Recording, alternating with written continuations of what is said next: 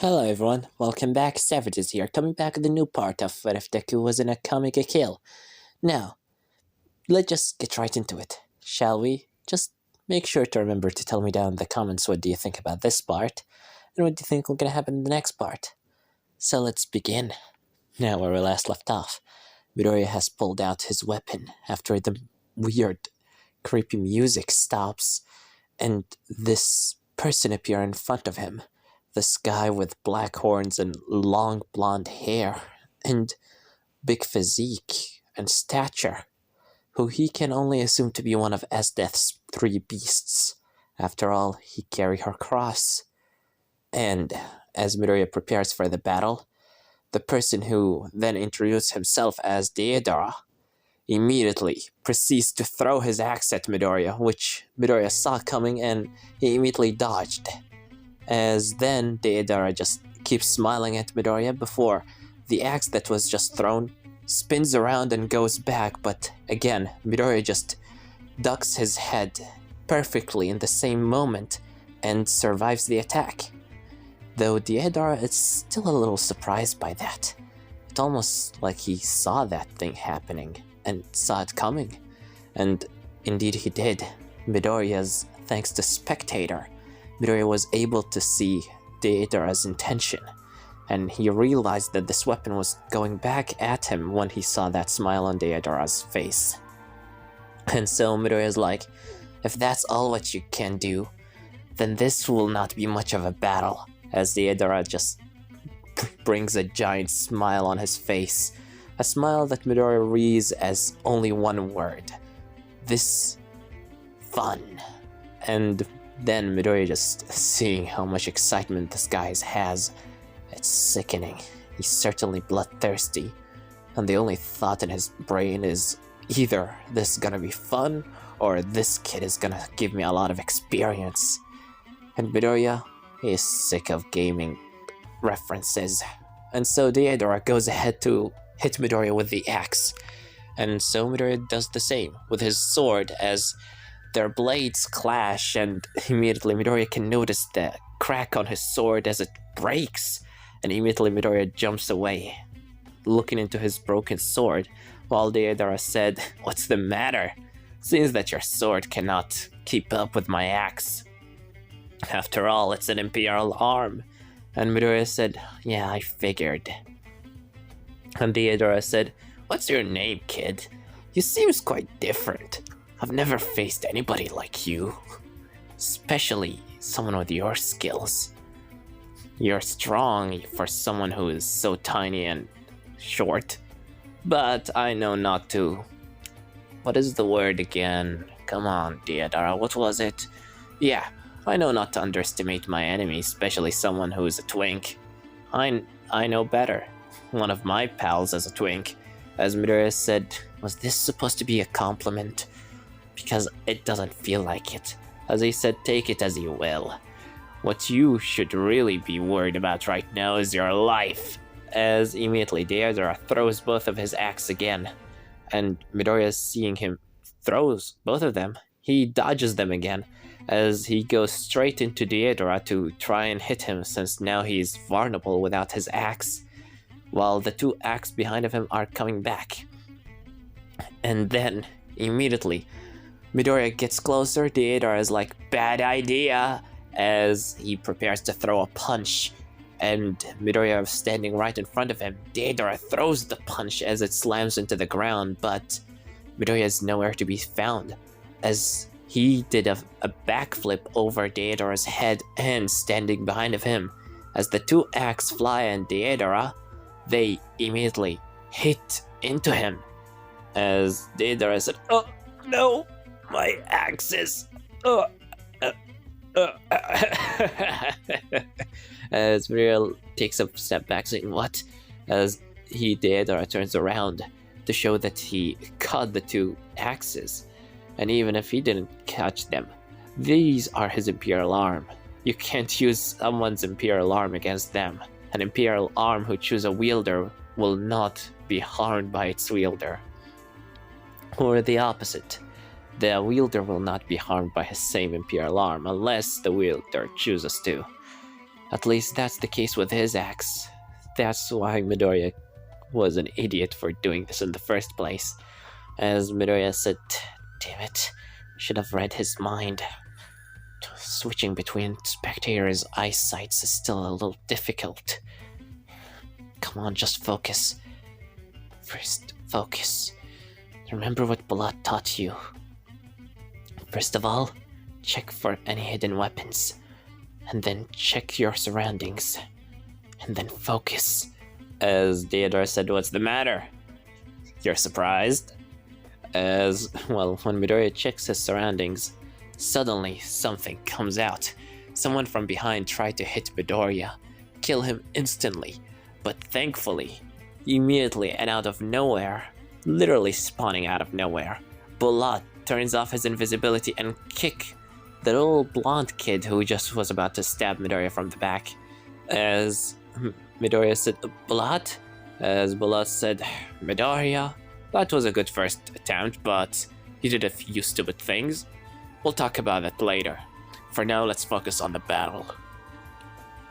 As then, from above, someone jumps down with a giant water spear as immediately Bulat pushes Midoriya to the side, and Midoriya, well, does the same to Bulat. They both use their own legs to do so, and immediately dodges the attack as the guy with a long ponytail and silver hair said, well, you two certainly seem to be quite aware of your surroundings. Good. This will not be a very boring battle after all. As Theodore gets closer to the guy with silver hair, as he said, come on, Liver. I was about to get the kid. As he said, I gave you your time, Theodora, and look where we are now. You couldn't kill him. As he said, he's good. Come on. A good boss fight will definitely take more than a few hits. And his AC and dexterity are definitely high. As he said, how many times did I talk to you about this whole game? Weird references that you keep using. Just say that he's fast. As he said, I did. His dexterity is high. Definitely over a +20. As Midoriya is just watching those two talk. What is the matter with them? Not to mention that little weird kid who just tried to stab him from the back. As Bulat is standing beside Midoriya, as he said, see, Midoriya? Those are Estheth's 3 beasts. And Midoriya said, I can see that. They're definitely weird, though I can sense that they're dangerous. As Bulat said, yes, definitely. Now, let me show you how a real nitrate warrior fights. As Midoriya said, wait, you are saying you want to take them all on your own? As he said, just for the start, I'm gonna show you exactly how to take control of a battlefield. As then Bulat steps forward before all 3 of them attack Bulat, and in that second he uses his spear, stabs it into the ground, jumps up in the air out of all of their sights. As he's up in the air, he does a little flip, even though Deidara throws his axe at him.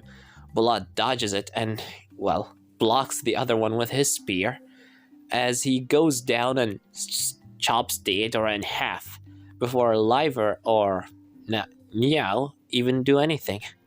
As Bulat said, and that's how you make a fair fight. Isn't that right? What you think? As he just gives Midoriya a thumbs up, and Midoriya is amazed. Bulat finished that enemy in a second. What? Midoriya would definitely could have possibly finished him, but not that quick. And he might have used a lot more energy. Bulat is really amazing, and his Imperial Arm is impressive. Regardless, as Liver gets closer, as he said, you are as impressive as always, and that's right, Bulat. As Bulat looks at the guy in front of him, as he said, excuse me, but do I know you? As he said, well, of course you do. After all, we were on the same side once. As Bulat looks and, wait, it can't be. You're, as he said, indeed. Long time no see. Isn't that right? As Bulat said, Liver? General? As Midoriya said, General? As he said, indeed. Me and Bulat used to work in the army, after all. As Liver start explaining their little story. He and Bulat used to be on the same side.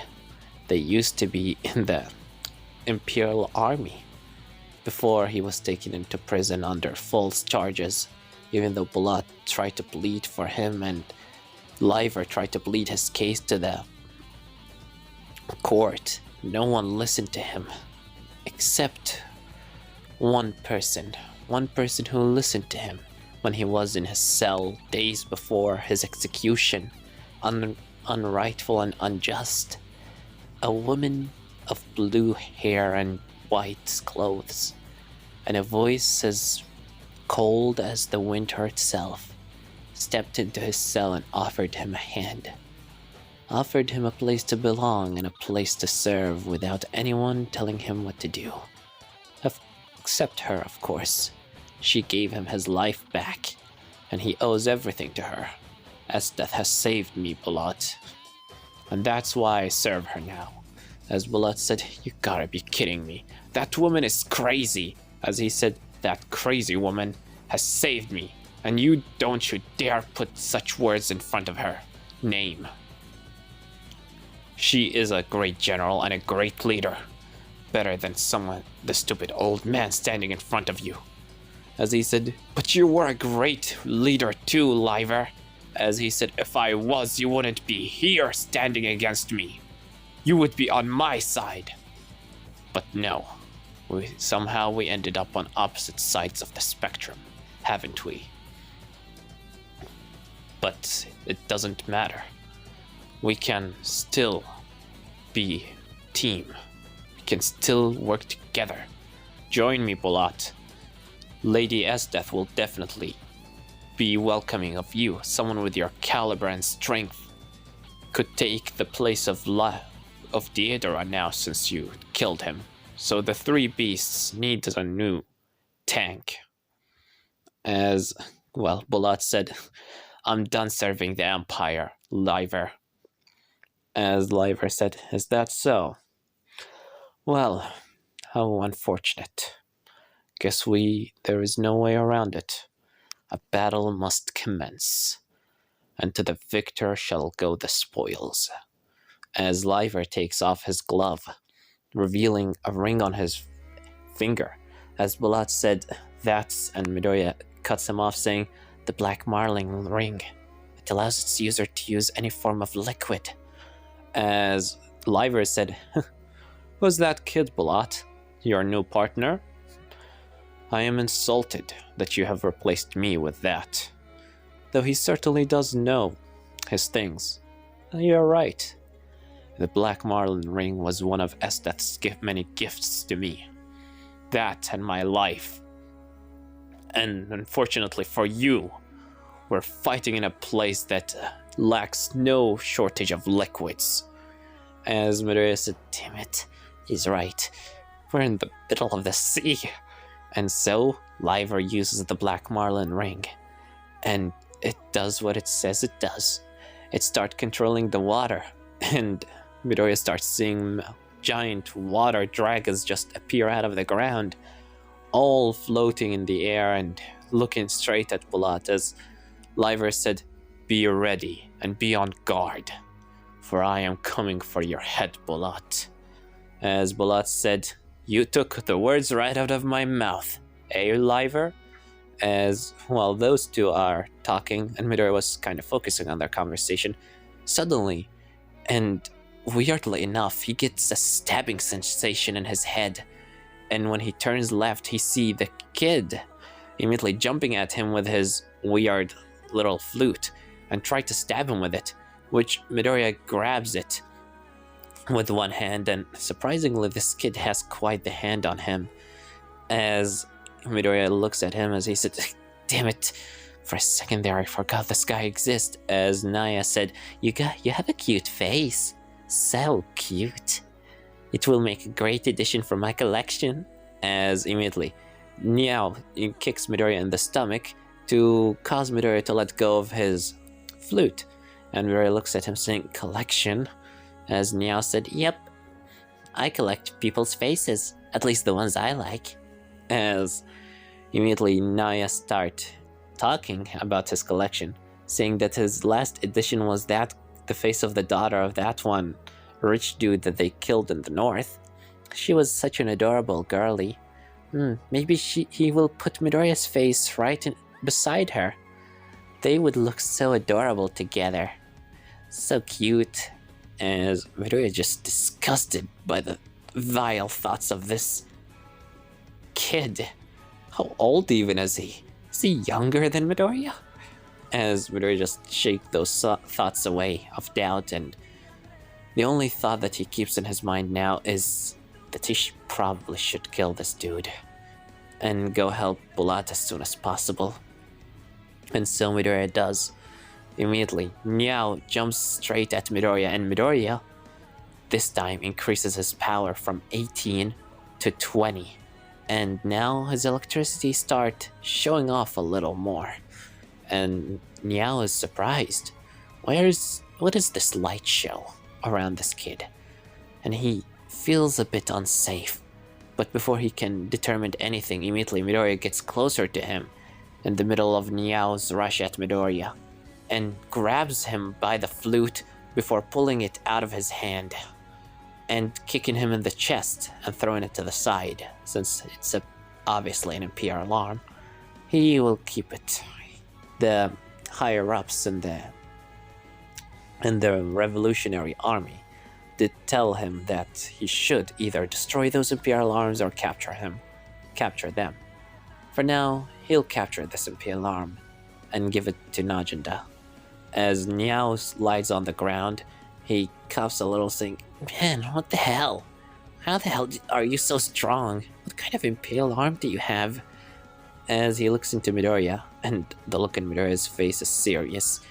But before he can determine what Midoriya's even whole deal is, he rushes at Niao and immediately grabs him by his neck before slamming his face into the ground and then just grabbing his face with both hands and breaking his neck. Not a single moment of hesitation. He just immediately killed him in a merciful way. One that he definitely doesn't deserve. But he doesn't have time to waste fighting. He needs to go help Bulat. Or so he thought, because as Bulat was being thrown up in the air by Liver's ultimate attack or trump card, suddenly Bulat started falling from the sky, and Liver is surprised because that attack was supposed to kill him.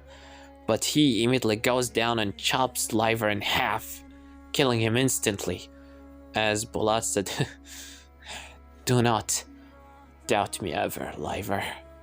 A lot of things changed since we last met."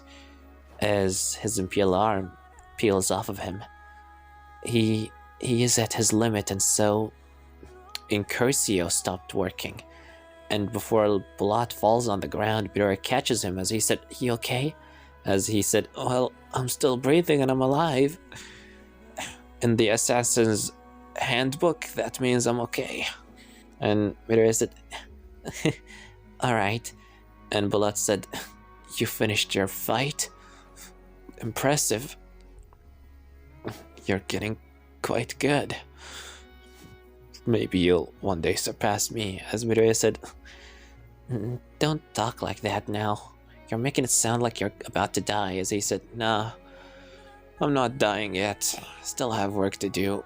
Okay, it was nice sitting down, but let's get those 3 as imperial arm and leave." And so they do. Midoriya gets the axe and the flute, while Bulat stands in front of the corpse of Liver and prays for him for a second. Prays for the man that was once his friend. Prays for the man that was once his leader. And Midoriya looks at what he's doing, and so, even though Midoriya doesn't know what Bulat is exactly doing, he shows respect by trying to mimic him, which Bulat finds quite adorable and nice of Midoriya to do, as he ruffles Midoriya's head a bit, saying, "You're doing it wrong, but it's the thought that matter, right?" Come on, let's get out of here. I think our mission is over before everyone on the ship wakes up. And so, Midoriya, Bulat, leave the place. And this was the first domino. In the normal show, Bulat in fact faced a demise, since Tatsumi could not keep Naoya's distracted long enough for Bulat to finish his fight with Liver. But now, Midoriya with Midoriya. He was strong and faster than Miao could ever be. And he certainly wasn't gonna waste any time after knowing what kind of vile thoughts running through that little twink's head. And because of that, Bulat had the chance to finish his fight sooner than later. And this is going to be the first domino to fall. A first domino to fall in a very long line of dominoes. That will gonna certainly change the fate of so many people. But that is not for today's conversation. That's for a different video.